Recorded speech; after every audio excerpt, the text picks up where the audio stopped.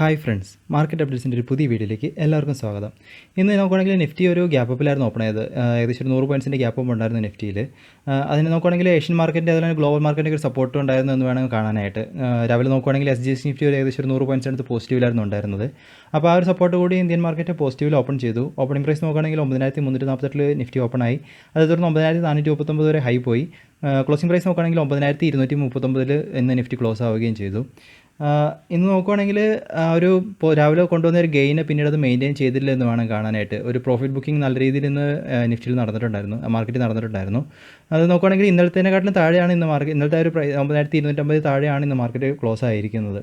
ഇനി ഇന്നത്തെ sector vice നമ്മൾ മാർക്കറ്റ് നോക്കുവാണെങ്കിൽ ഓട്ടോ, മെറ്റൽ, മീഡിയ, IT ഇതൊക്കെയായിരുന്നു മെയിനായിട്ടും ടോപ്പ് ഗെയിനേഴ്സ് ലെവലിൽ നിന്നിട്ടുണ്ടായിരുന്നത്. ബാങ്കിങ് സെക്ടർ നോക്കുകയാണെങ്കിൽ നല്ലൊരു ലോസേഴ്സ് ആയിരുന്നു ഇന്ന് മാർക്കറ്റിൽ.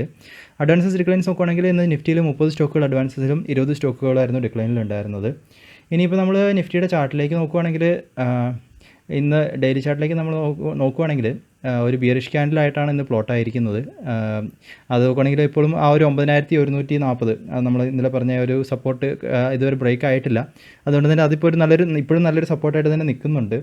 എങ്കിലും നമ്മൾ കഴിഞ്ഞ ദിവസം പറഞ്ഞ ആ ഒരു പാറ്റേൺ, റൈസിംഗ് വെഡ്ജ് പാറ്റേൺ എന്ന് പറഞ്ഞ ആ ഒരു പാറ്റേൺ നമ്മൾ നോക്കുകയാണെങ്കിൽ അതിപ്പോൾ ആ ഒരു പാറ്റേണിനെ ബ്രേക്ക് ചെയ്ത് താഴെയാണ് പോയിരിക്കുന്നത്. നമ്മളന്ന് പറഞ്ഞിട്ടുണ്ടായിരുന്നു, അതായത് ബിയർ മാർക്കറ്റ് ആളി കണ്ടുവരുന്ന ഒരു പാറ്റേൺ ആണ് ഈ റൈസിംഗ് വെഡ്ജ് പാറ്റേൺ എന്ന് പറയുന്നത്. അപ്പോൾ അത് ചുമ്മാ ഗൂഗിൾ സെർച്ച് ചെയ്ത് നോക്കിക്കഴിഞ്ഞാൽ തന്നെ നമുക്ക് കിട്ടും. ഇപ്പോൾ നോക്കുകയാണെങ്കിൽ ആ ഒരു പാറ്റേണിനെ ബ്രേക്ക് ചെയ്തിട്ട് അതിൻ്റെ ലോവറിലാണ് ബ്രേക്ക് ചെയ്ത് താഴെയാണ് ഇപ്പോൾ ട്രേഡ് ആയിക്കൊണ്ടിരിക്കുന്നത്. അപ്പോൾ ടെക്നിക്കലായിട്ട് നോക്കുകയാണെങ്കിൽ ഇപ്പോഴും നമുക്കൊരു ടെക്നിക്കൽ ലെവലിൽ നോക്കുകയാണെങ്കിൽ ഒരു അപ് ട്രെൻഡിൻ്റെ ഒരു സൂചനകളില്ല ഡെയിലി ചാർട്ടിൽ നോക്കുമ്പം. അതുപോലെ തന്നെ ഇപ്പോൾ നമുക്കിനി പോസിറ്റീവായിട്ടുള്ളൊരു ന്യൂസ് എന്ന് പറയുന്നത് സ്റ്റിമുലസ് പാക്കേജ് ആണ്. അപ്പോൾ അതിൻ്റെ ഒരു ഡിസ്കഷനും അതേപോലെ തന്നെ പ്രിപ്പറേഷനൊക്കെ നടന്നുകൊണ്ടിരിക്കുന്നതാണ് മിനിസ്ട്രിയിൽ നിന്ന് വന്ന അപ്ഡേറ്റുകൾ. അപ്പോൾ അതായിരിക്കും ഇനി മാർക്കറ്റിനെ ഒന്ന് മുമ്പോട്ട് കൊണ്ടുപോകാനുള്ളൊരു പ്രധാനപ്പെട്ട ന്യൂസ്. ഇനിയിപ്പോൾ ആ ഒരു ന്യൂസ് വന്നു കഴിഞ്ഞാലും ഇപ്പോൾ നോക്കുകയാണെങ്കിൽ നമുക്ക് ഏർണിങ്സ് ഡാറ്റയൊക്കെ റിലീസ് ആയിക്കൊണ്ടിരിക്കുന്നു. അപ്പോൾ ഈ ഒരു സ്റ്റിമുലസ് പാക്കേജൊക്കെ തരുന്ന പ്രതീക്ഷകൾ പിന്നീടും ഒരു 3 മാസം 4 മാസമൊക്കെ മാക്സിമം മാർക്കറ്റിനെ ഡ്രൈവ് ചെയ്യാം എന്നാണ് അനലിസ്റ്റൊക്കെ പറയുന്നത്. പക്ഷേ അത് കഴിഞ്ഞിട്ട് പിന്നെ അങ്ങോട്ടേക്ക് നോക്കുകയാണെങ്കിൽ പിന്നീട് മാർക്കറ്റ് മുകളിലേക്ക് പോകാനുള്ള സാധ്യതകളില്ല, പിന്നെ ഒരു റിവേഴ്സിനുള്ള സാധ്യതകളുണ്ടെന്നാണ് അനലിസ്റ്റുകളൊക്കെ പറയുന്നത്. അപ്പോൾ അതൊക്കെ ഒന്ന് വാച്ച് ചെയ്യുക മാർക്കറ്റ്. പിന്നെ അതുപോലെ തന്നെ ഇപ്പം ആ ഒരു US ചൈന ട്രേഡ് വാറിൻ്റെ നെഗോഷിയേഷനൊക്കെ നടക്കുന്നത് അതിപ്പം എത്രമാത്രം ഹോപ്പ്ഫുൾ ആയിരിക്കും എന്നുള്ളത് നമ്മൾ നോക്കി തന്നെ കാണണം. ഇനി ഇത് മാത്രമല്ല, നമ്മളിപ്പോൾ ഒരു വീക്ക്ലി ചാർട്ടിലേക്ക് നമ്മൾ നോക്കുകയാണെങ്കിൽ വീക്ക്ലി ചാർട്ടിൽ ഇപ്പോൾ ഈ ഒരു ക്യാൻഡിൽ മൊത്തത്തിലെടുത്ത് നോക്കുകയാണെങ്കിൽ ഒരു ബിയറിഷ് ഹറാമിയുടെ ഒരു ഫോർമേഷൻ പോലെ വരുന്നുണ്ട്. അതിപ്പോൾ ഏകദേശം നോക്കുകയാണെങ്കിൽ ഒരു ബിയറിഷ് ഹറാമിയുടെ ഒരു ഫോർമേഷനിലോട്ടാണ് ഇപ്പോൾ വന്നുകൊണ്ടിരിക്കുന്നത്.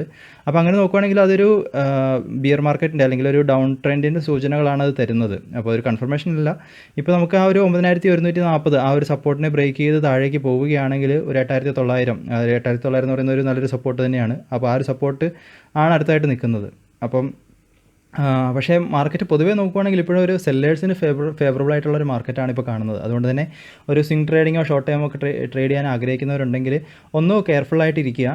കാരണം നമുക്ക് അങ്ങനെയുള്ളവർക്ക് ഒരു സപ്പോർട്ടീവ് ആയിട്ടുള്ള മാർക്കറ്റ് അല്ല ഇപ്പോൾ ഉള്ളത്. അതുപോലെ തന്നെ ഇൻവെസ്റ്റേഴ്സ് നോക്കുകയാണെങ്കിലും ടെക്നിക്കൽ വൈസ് നോക്കുമ്പോൾ നമുക്കിപ്പോഴും അതൊരു അപ് ട്രെൻഡിൻ്റെ സൂചനകൾ നമുക്കില്ല. അതുകൊണ്ട് തന്നെ ഒന്ന് കരുതിയിരിക്കുക, ചിലൊരു പേഷ്യൻസോട് കൂടി കാത്തിരിക്കുക മാർക്കറ്റിൽ.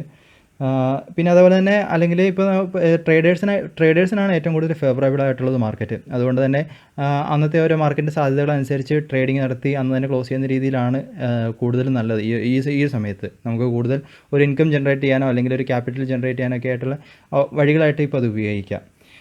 ഇനി ഇന്നത്തെ ഒരു ഗ്ലോബൽ മാർക്കറ്റ് നമ്മൾ നോക്കുകയാണെങ്കിൽ US മാർക്കറ്റ് ഇപ്പോൾ പതിയെ ഒരു നെഗറ്റീവിലാണ് ഓപ്പൺ ആയിരിക്കുന്നത്. യൂറോപ്യൻ മാർക്കറ്റ് നോക്കുകയാണെങ്കിലും ഒരു നെഗറ്റീവായിട്ടാണ് കാണുന്നത്. ഇതിനുള്ള പ്രധാന കാരണങ്ങൾ നോക്കുകയാണെങ്കിൽ ഒരു കൊറോണയുടെ ഒരു സെക്കൻഡ് വേവ് മാർക്കറ്റിലേക്ക് വരുന്നു, അല്ലെങ്കിൽ ഗ്ലോബൽ ലെവലിൽ വരുന്നു.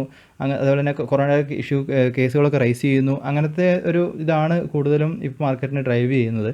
ഏഷ്യൻ മാർക്കറ്റ് നോക്കുകയാണെങ്കിൽ ഒരു മിക്സഡ് ട്രെൻഡാണ് ഇപ്പോൾ കാണുന്നത്. SGX നിഫ്റ്റി ഒരു 10 പോയിൻറ്റ്സ് ഡൗണിൽ നിൽക്കുന്നു. ഗോൾഡിലൊരു പ്രൈസ് റൈസ് കാണുന്നുണ്ട് ഇന്ന്. അത് ഈ ഒരു കൊറോണയുടെ ഒരു സെക്കൻഡ് വേവ് ഒക്കെ വരുന്നത് കൊണ്ട് ഇൻവെസ്റ്റേഴ്സ് കൂടുതൽ ഗോൾഡിലേക്ക് മാറിയതിൻ്റെ ഒരു ഇതാണ് ഗോൾഡ് പ്രൈസിലെ റൈസിന് കാരണം.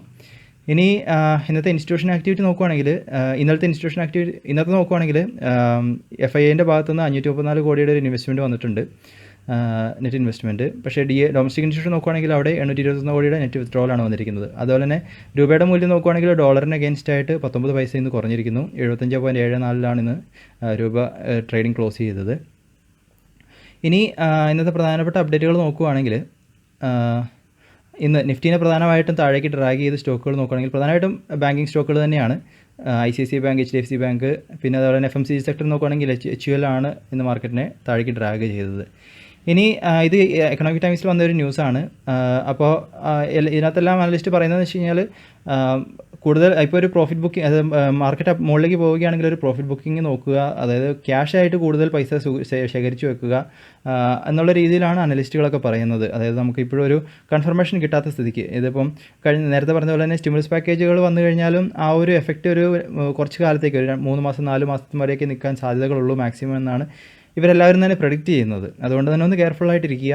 ഇനി ഇതിനകത്ത് ഇങ്ങനെ ഇദ്ദേഹം പറയുന്ന കാരണങ്ങൾ നോക്കുവാണെങ്കിൽ ഇപ്പം ഇത് HULൻ്റെ ഷെയർസൊക്കെ വിറ്റതും GSK ഒക്കെ അവരുടെ ഷെയർസ് വിറ്റത് അവർ മാത്രമല്ല, ഇനിയിപ്പോൾ ഇന്ത്യൻ ഗവൺമെൻറ് നോക്കുവാണെങ്കിലും ആക്സിസ് ബാങ്കിലെ HUL ഷെയർസൊക്കെ അവർ വിൽക്കുന്നു. അതായത് ഏകദേശം ഒരു 22,000 കോടി റേസ് ചെയ്യാനൊക്കെ ആയിട്ട് അവർ ഇത് വിറ്റു.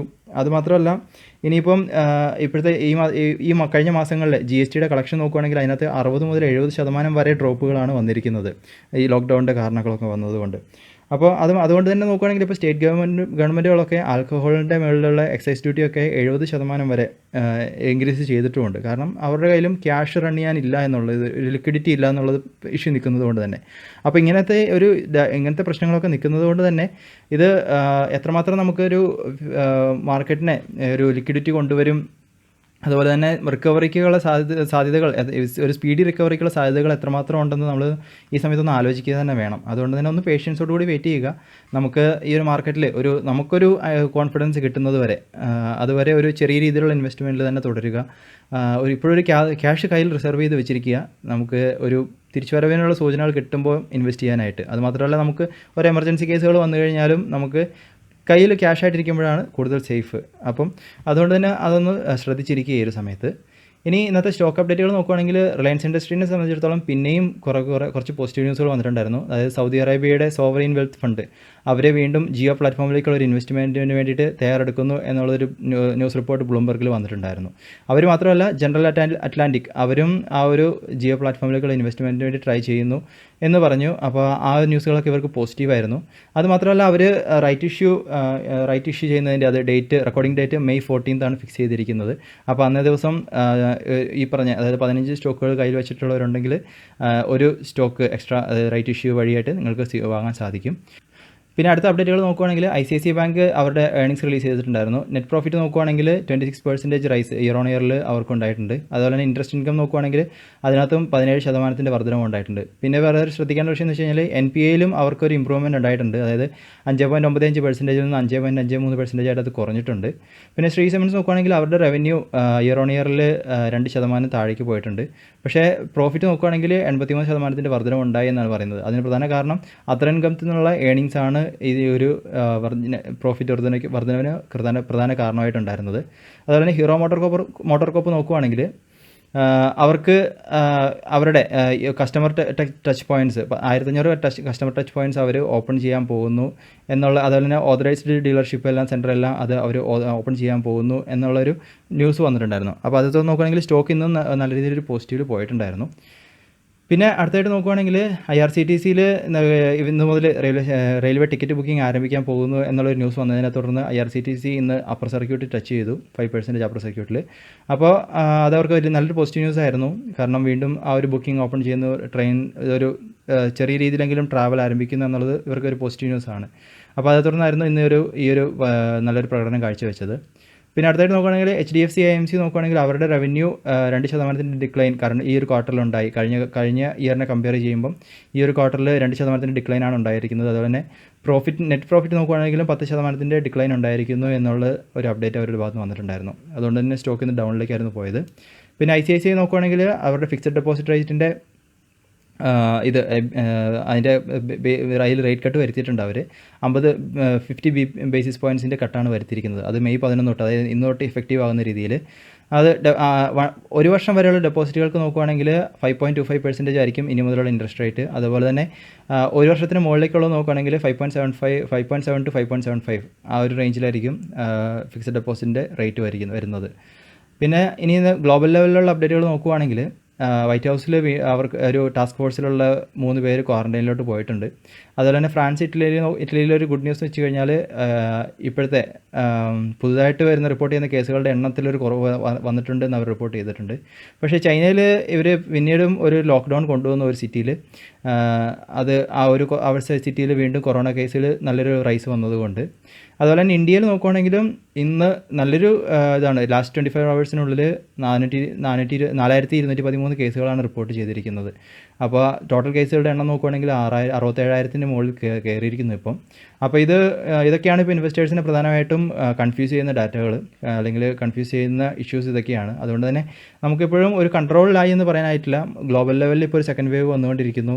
അതുപോലെ തന്നെ നമുക്ക് US ചൈന ട്രേഡ് വാറിൻ്റെ ടെൻഷൻസ് അതിപ്പോൾ എന്തായെന്ന് ഒരു ഐഡിയ ആയിട്ടില്ല. അപ്പോൾ ഇങ്ങനെയൊക്കെയുള്ള സാഹചര്യങ്ങൾ നിൽക്കുന്നത് കൊണ്ട് നമ്മൾ മാർക്കറ്റിലൊന്ന് കെയർഫുള്ളായിട്ട് തന്നെ ഇരിക്കുക. നമുക്കിനിയും ഓപ്പർച്യൂണിറ്റികൾ മിസ്സാവത്തില്ല, ഓപ്പർച്യൂണിറ്റികൾ വരും. അതുകൊണ്ട് തന്നെ ഒന്ന് കെയർഫുള്ളായിട്ടിരിക്കുന്നത് തന്നെ ഈ സമയത്ത് നല്ലത്. അപ്പോൾ ഇതൊക്കെയാണ് ഇന്നത്തെ പ്രധാനപ്പെട്ട അപ്ഡേറ്റുകൾ. ഈ വീഡിയോ ഇഷ്ടപ്പെട്ട് കഴിഞ്ഞാൽ തീർച്ചയായിട്ടും നിങ്ങളുടെ അഭിപ്രായങ്ങളൊക്കെ അറിയിക്കുക. കൂടുതൽ വീഡിയോകളായിട്ട് നമുക്ക് കാണാം. അതുവരെ this is Tony signing off.